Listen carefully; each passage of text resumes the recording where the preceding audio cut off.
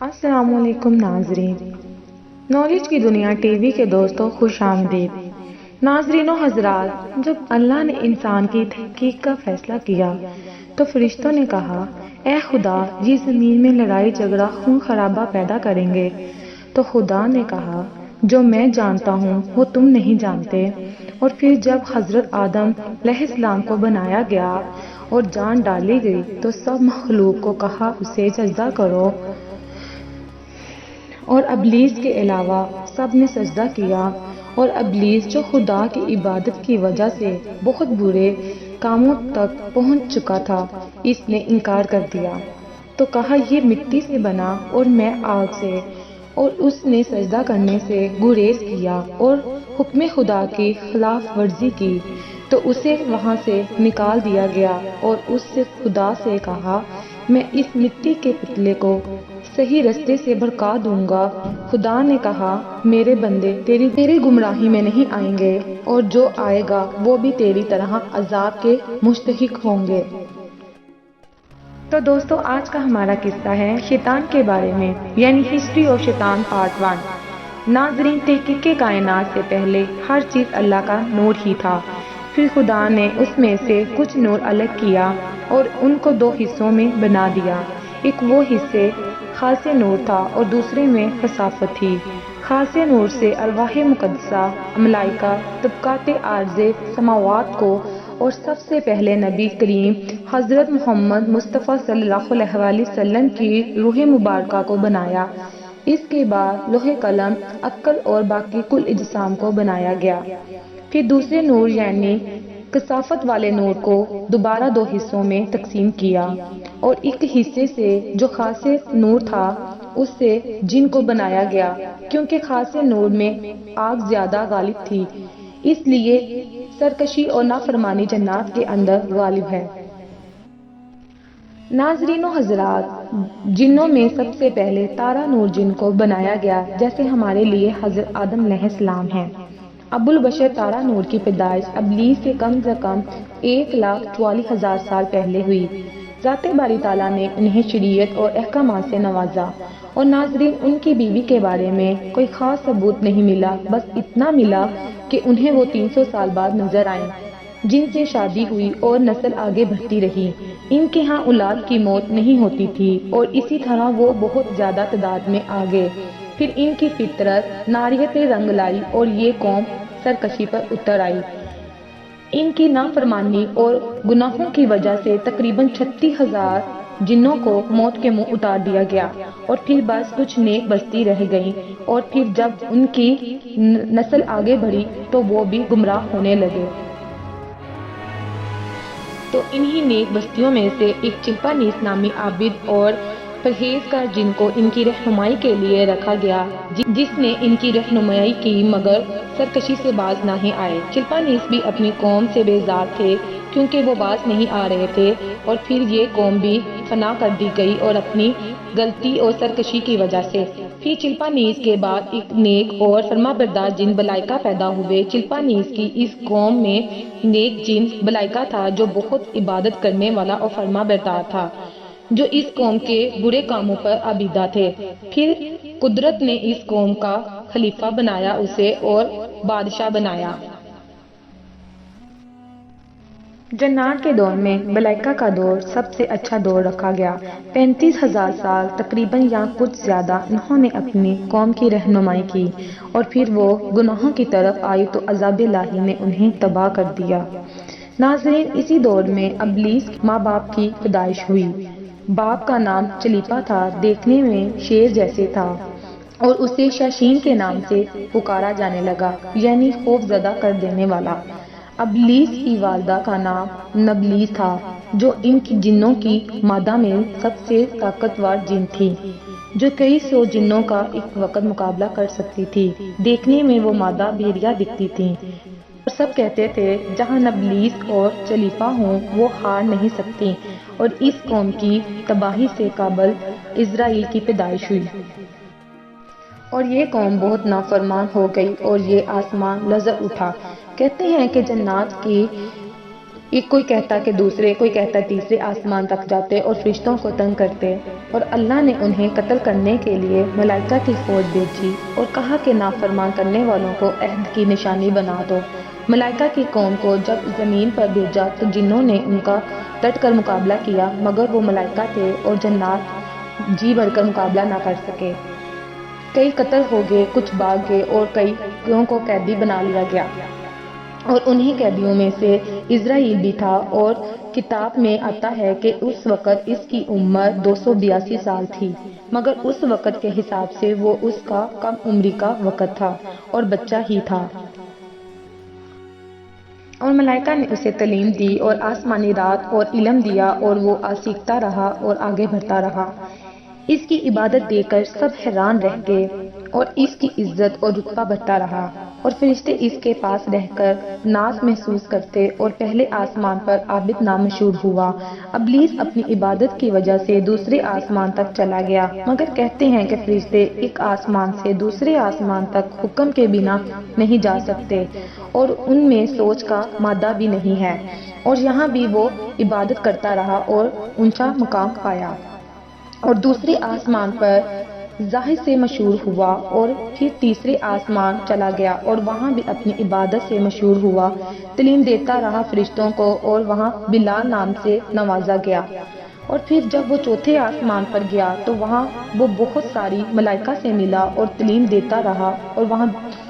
درس و تعلیم حاصل کرتا رہا۔ یہاں بھی اس کے علم کے چرچے تھے، وہاں اس کے نام والی نام دیا گیا۔ حکم ہوا پانچویں آسمان پر آ جاؤ، اور وہاں تقی کے نام سے مشہور ہوا، اور یہاں علم اور عبادت کرتا رہا، اور چھٹے آسمان پر وہ پہلے ہی مشہور ہو گیا تھا، اور یہاں بھی وہ ملائکہ کو تعلیم دیتا رہا، اور چھٹے آسمان پر وہ قبضن کے نام سے مشہور ہوا، اور چھٹے آسمان پر ابلیس کام روکا، ساتویں آسمان پر بقع نور میں رہا، اور سب آسمانوں کا استاد کہا گیا، اور وہاں استاد اسرائیل کے نام سے پکارا گیا، اور یہاں بھی وہ اپنی عبادت کرتا رہا، اور کم از کم 30,000 سال وہ ان کو سکھاتا رہا اور درس دیتا رہا۔ اس کے بعد اسے کہا گیا کہ رضوان جو جنت کا داروغہ ہے اس کی معاونت کرو، اور اہل جنت کو اپنے علم سے درس دو۔ جنت میں بھی اس نے اپنا علم دکھا کر بہت عزت حاصل کی، جنت کا داروغہ بھی اپنے علم سے سریاب کیا۔ روایت کے مطابق ابلیس 40,000 سال درس دیتا رہا، اور پھر ابلیس نے انہیں اپنا غلام بنانا چاہا اور ان کا بادشاہ بننا چاہا، اور یہ خدا کے حکم کے بغیر ممکن نہیں تھا، اور جنت سے جانا بھی اس کے لیے جان لیوا تھا، اور اسی نے پھر ابلیس نے خدا سے دعا کی کہ مجھے اتنی طاقت دو کہ میں اپنی قوم کو راہ راستے پر لا سکوں، اور دعا قبول ہوئی، اور پھر ابلیس نے خود جانے سے پہلے اپنے نیاب کو زمین پر بھیجا کہ رہنمائی کرے، اور سب سے پہلے سہلوتلیس بن بلاہت نامی جن کو نیاب بنا کر بھیجا گیا،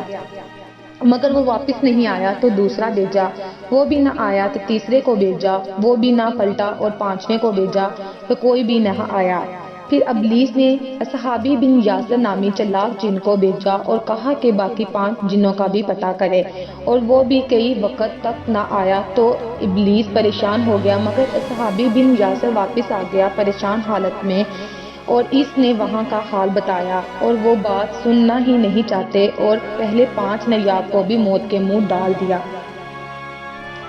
اور وہ کہتے ہیں کہ تم جن ہو کے فرشتوں سے جا ملے، تو یہ سن کر ابلیس کو غصہ آیا، اور اس نے حکم دیا کہ سب بد عملوں جنوں کو تباہ و برباد کر دو، اور کوئی نیک ہوا تو اسے میرے پاس لے آنا، اور اگر کوئی توبہ کرے تو بھی اسے میرے پاس لے آنا، اور ایسے ہی ہوا، نافرمانی والوں کو ختم کر دیا گیا، اور سب بد عملوں جنوں کو مار دیا گیا، اور باقی جنوں کے ساتھ جن تبلیغ میں مصروف ہو گیا۔ اللہ تعالیٰ نے جنت دوزخ ساتوں آسمان کی باغ دور ابلیس کو دے دی،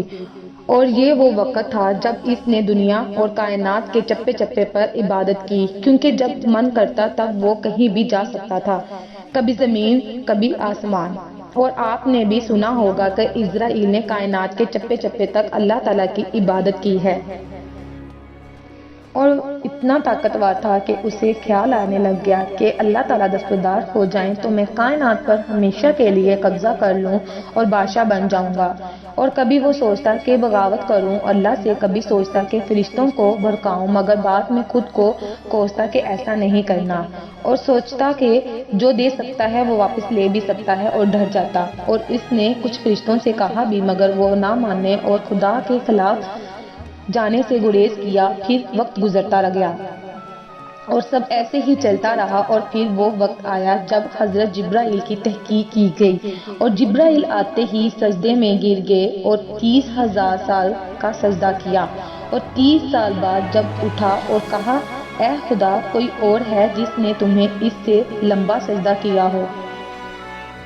اور کہا گیا کہ تمہارے لیے یہ عبادت زیادہ ہوگی، مگر آخری وقت میں ایک مقام حضرت محمد صلی اللہ علیہ وسلم کی تحقیق کروں گا، جس کے 2 نفل رکعت تمہارے اس سجدے سے زیادہ فضیلت والے ہوں گے، اور میں بھی انہیں اس سجدے سے کئی 100 گنا زیادہ دوں گا۔ خیر، شیطان کا موضوع ہے، آئیں آگے آپ کو بتاؤں۔ اور ناظرین یاد رکھیے گا کہ یہاں ابلیس ابھی تک اسرائیل ہے اور نہ منافق ہے اپنے مستقبل سے۔ پھر دوستو، اسرائیل نے ایک روز قول محفوظ پر دیکھا کہ آسمانی زبان میں لکھا ہوا تھا کہ ایک بندہ جیسے ہم بہت طاقت دیں گے اور زمین سے آسمان اور آسمان سے جنت میں اور طاقت سے مالا مال کر دیں گے، اور اس کے بعد اسے ایک خاص کام پر مامور کریں گے، مگر وہ نافرمانی کرے گا اور بغاوت کرے گا۔ اور وہ حیران ہوا کہ یہ بد نصیب کون ہوگا، اور